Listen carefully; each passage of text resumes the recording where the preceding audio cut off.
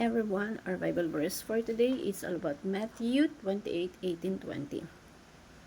And it says here that then Jesus came to them and said, "All authority in heaven and on earth has been given to me.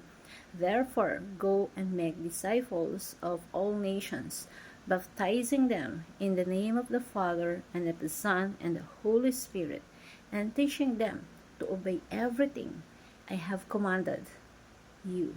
And surely I am with you always to the very end of the age." So, ang ganda nung itong verse po na to, ito yung vision ni God before siya, yung huling habilin niya before siya umakit sa langit. So, vision reunite us sa pagkakaisa. Tatandaan po natin yan. And habang lumalago tayo sa ating Panginoong Hesukristo, yung knowledge din lumalago at nagiging malapit po tayo sa Kanya. So,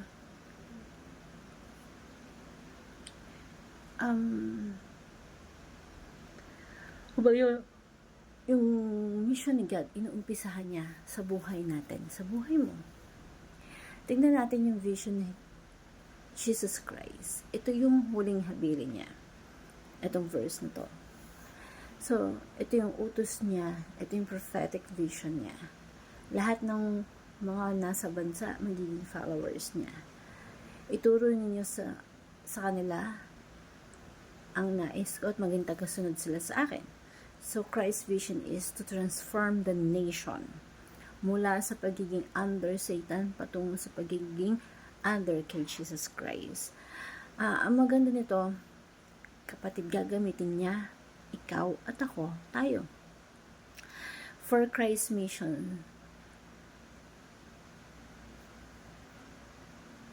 And ma-fulfill ng mga disciple niya yung mission na to. Yung vision ng Panginoon maging godly at sumunod lahat sa Diyos.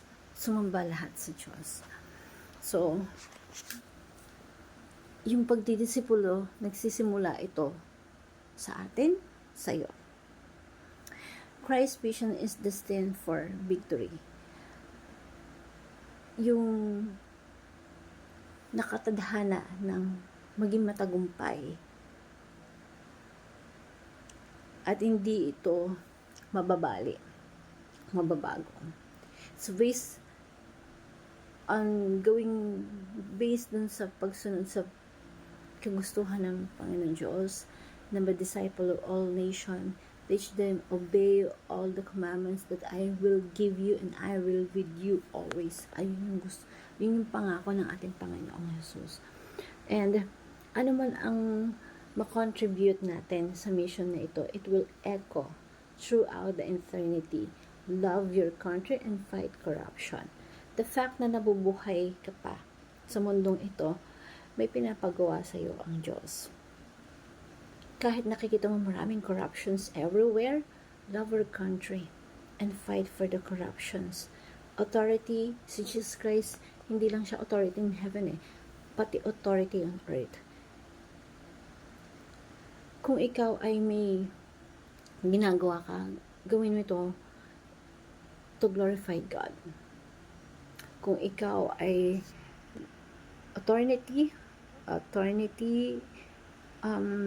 gawin mo yung law, nagsaayos ng batas. Kung ikaw ay nurse, gawin mo yung pagiging nurse para maalagaan pa yung mga nangangailangan ng kalinga sa ospital.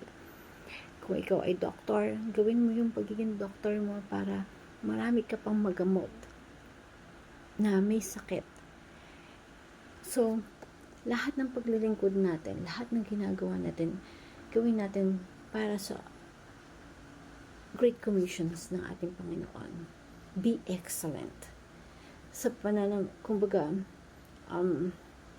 panampalataya natin, yung power ni Jesus Christ, na kahit maraming corruptions, mananatili yung liwanag ng Panginoon laban sa kadiliman at maging matagumpay ang ating bansa, ang ibang bansa sa kagustuhan para sa Great Commission ng ating Panginoon. Magkaroon tayo ng vision na maging parte tayo ng mission ng ating Panginoong Diyos. And I want to share this simple prayer.